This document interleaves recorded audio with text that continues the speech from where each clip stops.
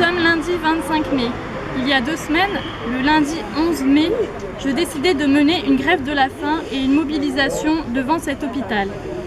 Parce que le confinement et le Covid nous a amenés à penser le changement, encore plus qu'avant, à vivre l'arrêt, le ralentissement de nos vies actives, super actives, trop actives à produire et consommer, trop actives à détruire notre santé, notre environnement. Nous nous sommes recentrés sur l'essentiel. Nous avons entrouvert la porte d'un monde plus humain, plus vivant, plus solidaire. En mettant la préservation de notre santé, de nos vies, au centre de nos moindres faits et gestes, nous avons vécu différemment. Au lendemain du confinement, nous ne pouvons pas repartir comme avant. À travers cette grève de la faim, j'ai voulu symboliser et expérimenter plusieurs choses. Arrêter de s'alimenter est un acte militant pacifiste.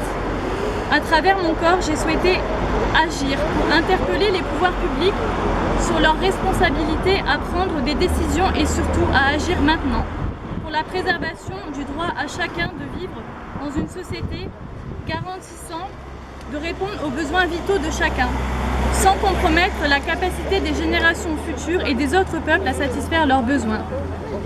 Garantissant un environnement économique et social apaisé, permettant à chacun de se sentir à l'aise et le droit légitime d'être dans cette société.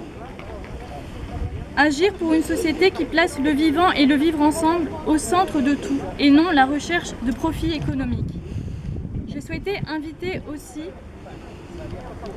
au dialogue avec tous.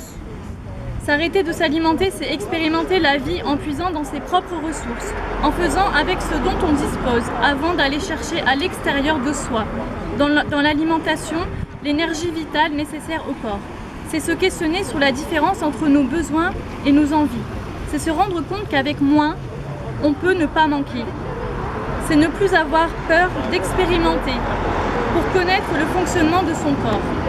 À ceux et celles qui se sont questionnés sur le lieu, pourquoi devant l'hôpital et l'acte, pourquoi mettre sa vie en danger, sa santé, alors que d'autres, à l'intérieur, n'ont pas la chance d'être en santé, je réponds que la crise sanitaire s'est jouée ici, à l'hôpital. Nous nous sommes arrêtés pour notre santé. Je réponds que c'est avec responsabilité que j'ai entamé cette grève de la faim. Je n'aurais pas été jusqu'à mettre ma santé en péril parce que je me souhaite en bonne santé, parce que je nous souhaite en bonne santé, nous, ici et maintenant, et les générations futures. Je n'aurais pas été jusqu'à mettre ma santé en péril parce que j'avais la responsabilité de ne pas alourdir le travail des soignants qui ont déjà bien du mal à remplir leur mission de soins, comme ils l'aimeraient. Aujourd'hui, j'arrête cette action, car je souhaite me concentrer sur des projets collectifs et personnels constructifs, déjà en cours ou en projet.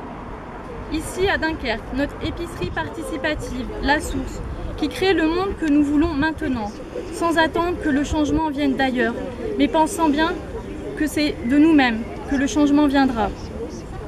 Mes projets de formation, d'écriture.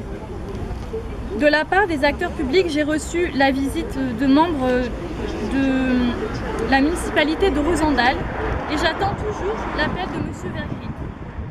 J'ai pu aussi avoir quelques échanges, ici ou sur les réseaux, avec différentes personnes et du soutien.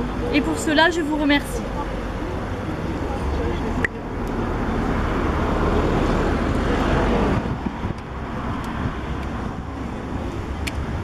Bravo, Chacha. Merci.